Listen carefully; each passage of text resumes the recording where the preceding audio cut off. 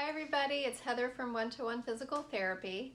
In this video, I'm going to be talking about the physiological aspects of breathing. The last video we did, if you haven't seen it, is more about the mechanical aspects, and we called it The Truth About Belly Breathing. So if you haven't seen that, check that out for more of the mechanical aspects. This is going to talk more about our blood gas volumes, specifically carbon dioxide and oxygen, and what that means for our health. Typically we think we're breathing to take in oxygen. Oxygen is one of our most vital nutrients, and it's involved in 90% of our energy production. So we think we got to take big breaths to get all that oxygen into our body. However, the key is that it takes very little breath volume and rate to fully oxygenate our blood. The key issue here is getting the oxygen to leave our red blood cells and get into our cells, our tissues, our organs, basically our body. And the trigger that's going to do that is carbon dioxide. So carbon dioxide is not just a waste product, it's a vital nutrient. It's a trigger that's going to allow the oxygen to leave hemoglobin and get into our cells. So what does this mean for how we breathe?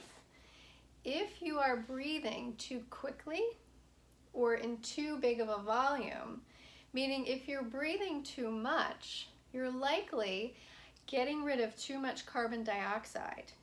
So your level of carbon dioxide in your lungs and in your blood is likely low. We call this kind of your set point, your baseline.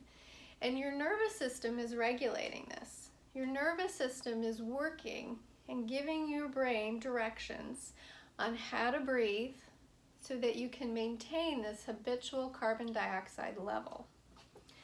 So when you try to change it, when we do breathing exercises to increase our carbon dioxide levels, we have to do it in a very gentle way.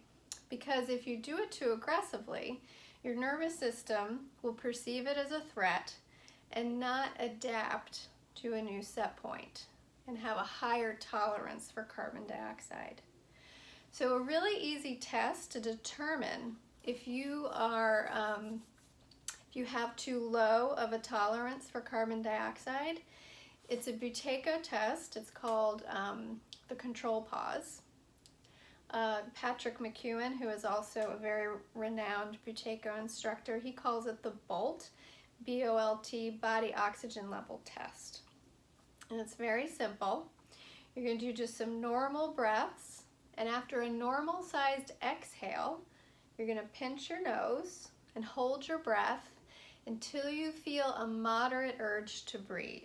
It's important that you don't go beyond that. The criteria is just your first urge, kind of a reflexive need to take a breath, and then let go, and you're going to time yourself. An excellent score is 40 seconds, good is 30, fair is 20, and poor is 10. And they've done studies comparing these scores to your overall health. Particularly in scores below 10, there's a higher chance that you have some significant health issues. So it's really important to try to get that score higher. To do that, we do what's called reduced breathing training. And this should be done at a bare minimum of 5 minutes twice a day. However, I have many patients that do it sometimes around 30 minutes per day. So what you're going to do is after a normal exhale, you're going to pause just a little bit. You want to pause so you start to feel a mild amount of air hunger. You don't want to go beyond that, because if you do, your nervous system is going to kind of freak out, perceive that you're under threat, and not really adapt to learning a new set point for your carbon dioxide. So for about 5 minutes After each exhale, you're pausing, you're softening your breath.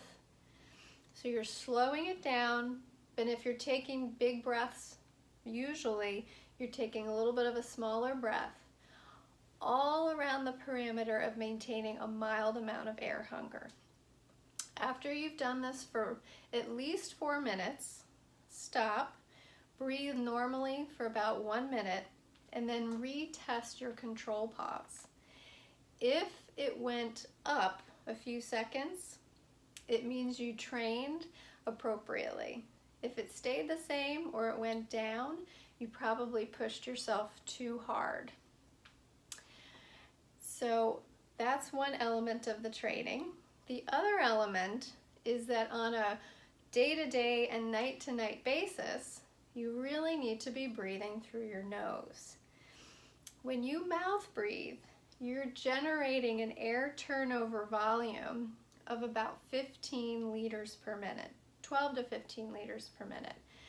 If you breathe through your nose, you're generating about 6 to 9 liters per minute. So that's almost double. And this applies not only during the day, but also at night when you're sleeping. So if you are mouth breathing at night, you have to keep your lips closed, but you're thinking, well, how do I do that?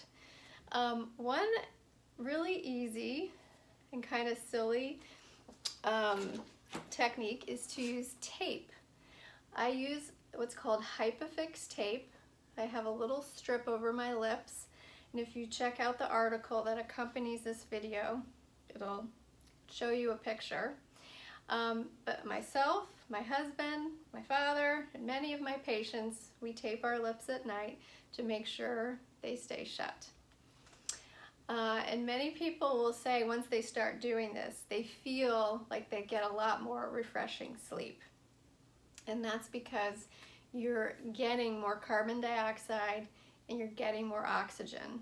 That's what you need to repair your bodies at night when you're sleeping. And I'm trying to think if I've talked about everything. And I think that's it. So generally, you should improve your score a few seconds each week. It's probably a good idea to take your score every morning at the same time, just to show a consistent progress, because it's going to vary throughout the day depending on the temperature, any food or drink that you've eaten, stress levels, air quality.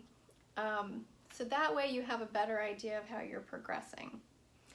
If you are unable to progress, if you're unable to tolerate this, you really need to seek the guidance of an experienced practitioner. So some people that really have a lot of medical problems, maybe they have some underlying chronic infections, people that have dysautonomia conditions like POTS, they have to usually have a little bit more structure and supervision when they're doing this training. So hopefully that helps, and you can check out the article for all of this information if you missed anything, and thanks for watching.